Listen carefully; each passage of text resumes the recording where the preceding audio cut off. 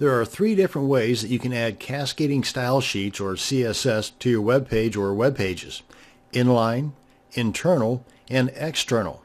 This video will demonstrate how to add inline CSS to your web page. Now, the inline method is kind of like it sounds. It's used in the line where the HTML tag and the content is located. Now, this should only be used when a particular style is required 1 or 2 times on the page. The problem with the inline method is that if you decide later on to change all of your H2 text to red instead of, say, the original blue style that you had, you have to make the change on each H2 entry individually. The inline style, attribute, and property is placed inside the relevant HTML tag. Demo time. Now, I've got my text editor opened up here. That's Komodo. So I'm going to go ahead and open up an HTML5 template. Go up to File, New, File from Template. Make sure that HTML5 is selected.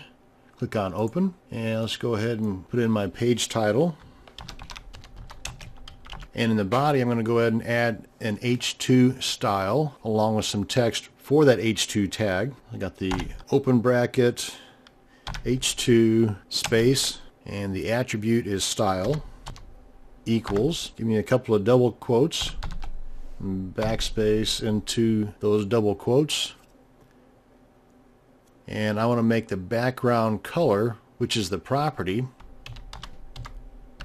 and then colon, and then I want to set the value for that property at, nice bright yellow.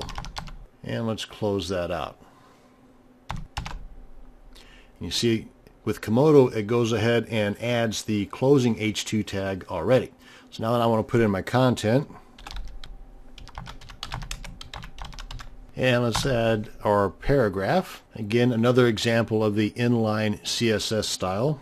Opening bracket, P, space, add the attribute style.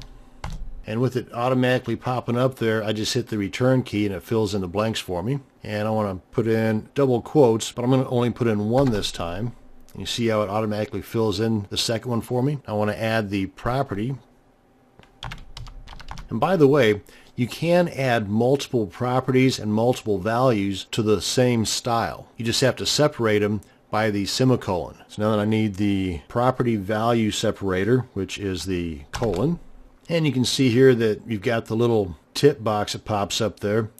This one sets the background color of an element, either a color value or the keyword transparent, to make the underlying colors shine through, which is pretty cool. And a nice bright green color. And here is the semicolon that I forgot to put in the first one after the word yellow. Now then, let's go ahead and close this out, and Komodo will go ahead and add the closing paragraph tag for me, just like that, and my content. And let's save this. Now, of course, if this were a home page I was making, then I would want to name it index.html, because that way the browsers will automatically pick this up. We'll click on Save, and let's go ahead and preview this in, let's say, Chrome. Click on Preview, and it popped it in over here. So let me resize this, and here it is. Let me go ahead and shrink this down a little bit so we can see the coding that we've got here. So we've got the H2, that's this guy right here. Oops, I messed up. I meant to put the number 2 there. Instead of holding my shift key down, I put the @ symbol sign there. But anyway, it did work out pretty good. And then this here is the example of the paragraph background color. And again, you can add multiple properties and values to the same style. If I wanted to style up the text within that paragraph, then I can add an additional property and value like font color and then the color red, and then that would not only give us a background color of green but also the text color of red. Pretty cool stuff. And that's going to bring us to the end of this video on inline CSS.